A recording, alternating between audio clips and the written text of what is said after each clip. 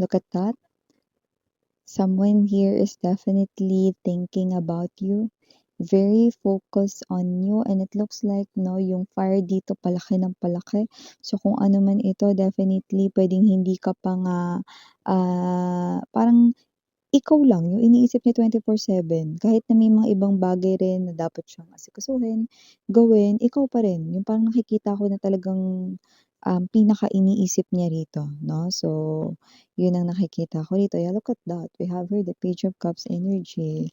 You are, okay, all over this person's head, okay? So, let us see, who is this person right in here? Parang hindi siya nakakaramdam ng gutom, hindi rin siya nakakaramdam ng pagod. Ewan ko, parang may gano'n siyang klase ng feeling. Yung alam mo yung feeling na parang ang dami mong ginawa ta's pagod ka, dapat maramdaman mo yun, 'di ba? Pero siya, hindi niya nararamdaman yun. And kunwari marami kang ginawa, 'di nagutom ka, 'di ba? Pero siya hindi niya nararamdaman yung gutom, 'no? So, what is happening right in here? Because ikaw lang yung nakikita ko ritong iniisip niya. So, or there's particular or specific, situation na involved ka kung saan nakikita natin, 'no, na puwedeng, kahit na parang yung gutom hindi niya na rito alintana or yung pagod di niya na rin feel kasi parang lumalabas na ikaw ang pinakaimportante ngayon sa lahat. 'Yan, let's see what's happening. Kakaloka yun, Masyadong mabigat ang paunang mensahe.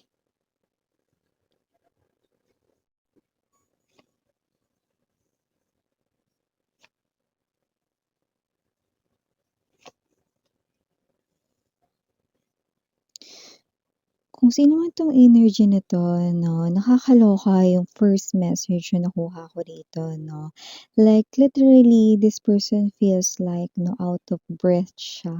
So yung energy niya is parang feeling niya mapapatid or mapuputulan siya rito ng hininga, 'no. And I do pick up that this person here, 'no, meron siyang Eight of Swords energy. I'm seeing mirror with lots of crows or uwaks, 'no, right in here, 'no. So, I do pick up that this person here is natatakot, 'no. So, sobrang takot niya rito, 'no. I'm seeing this person here could be overthinking, 'no.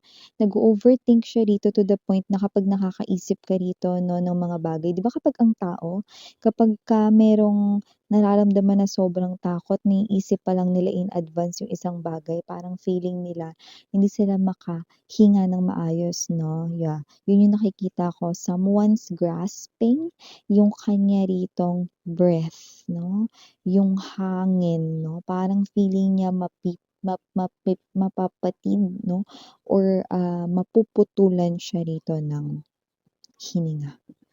Oh, and it's out of fear. This person here is processing from the place of fear. Napakadami niyang iniisip. Five of Wands energy. Sa sobrang dami niyang iniisip rito, alam mo yung nagke-create na siya rito ng parang hagdan-hagdan, ladder, 'no, or stairs-like na mga parang mga, um, possible outcome, tapos hindi ito nagwo-work for him or her, definitely negative yung mga naiisip niyang kalalabasan, resulta, 'no, ng kung ano man itong mga iniisip niya. So, let me see more.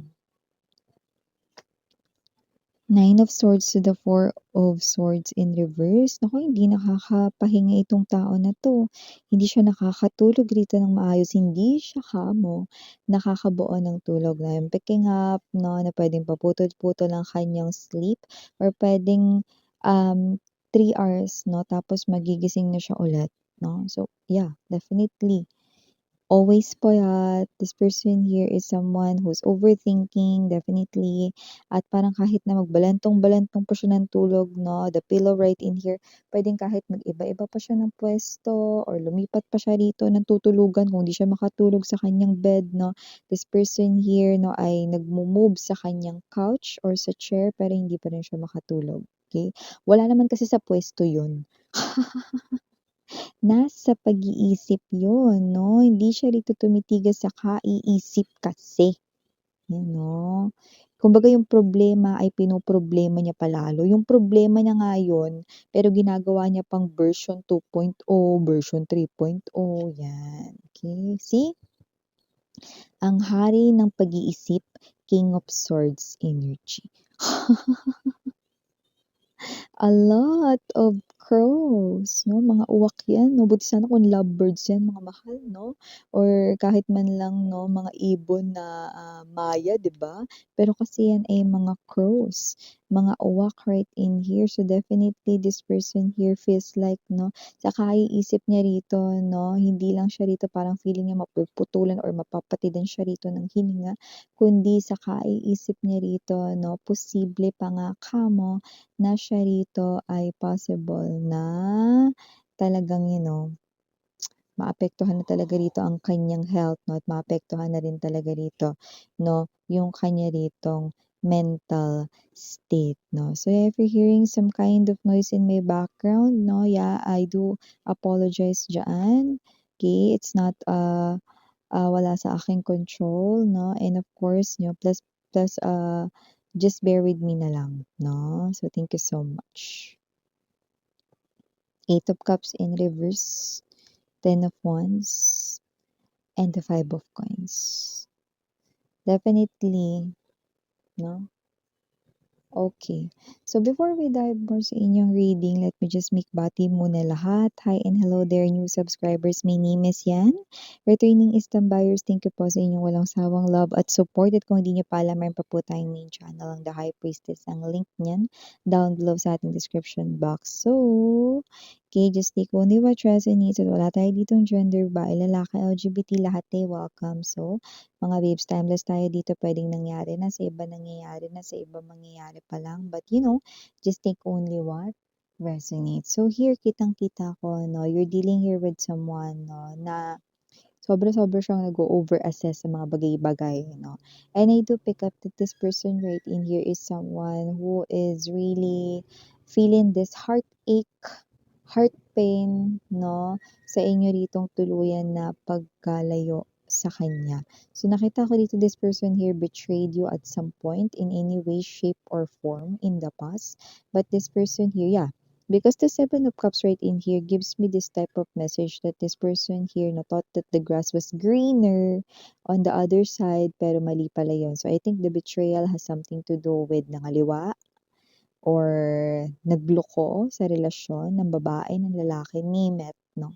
This person here did that, 'no, strongly. That is the main reason why both of you got separated, okay, dito ng landas. So I do see this person here, 'no, as well with the King of Coins energy in reverse and the Six of Coins na possible rito na itong person na 'to ay posibleng nangungutang or may utang siya sa pera or may struggle siya rito sa kaperahan or money.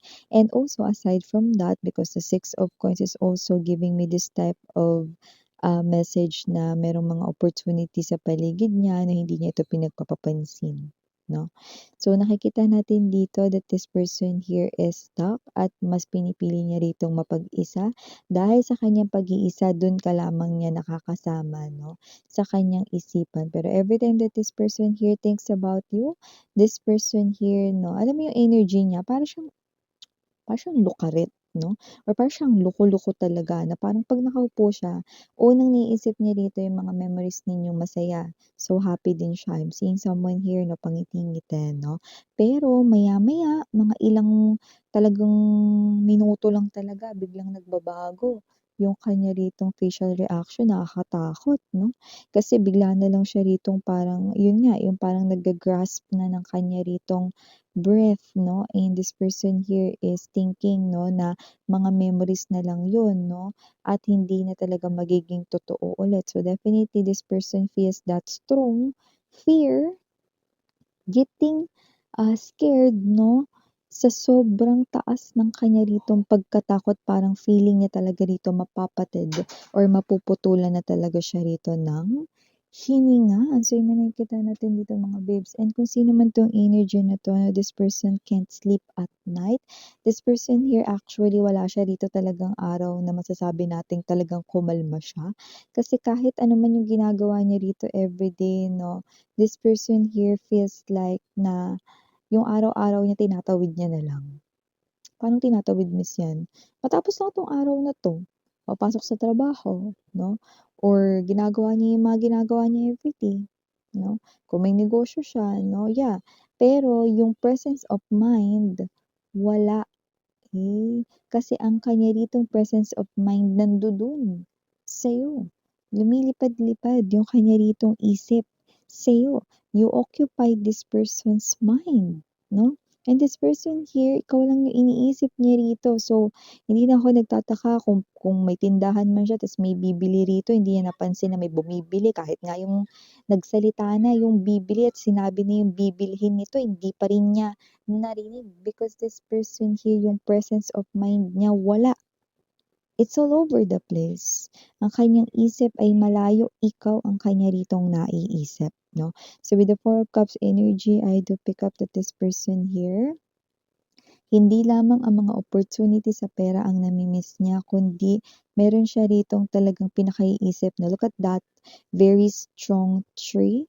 So definitely this person right in here, no, is someone na na-miss rin ang stability or commitment sa inyong dalawa, no. This person might be realizing the true meaning of love found in you, pero paano pa nga ba yun ulit, no, mararamdaman kung ngayon lumayo at wala ka na.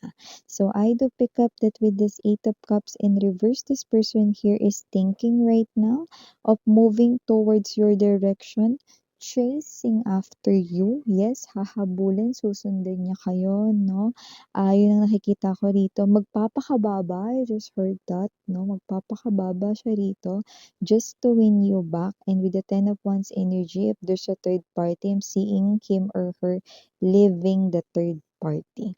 So definitely, I do pick up, no, na ito ay mag-aal sa balutan, lalayas, aalis kung sila ay nagsasama man, or yung iba pwedeng makipag-break or nakipaghiwalay or makikipaghiwalay with the third party. And don't get me wrong, no, hindi nito kokopyahin si Dao Mingzi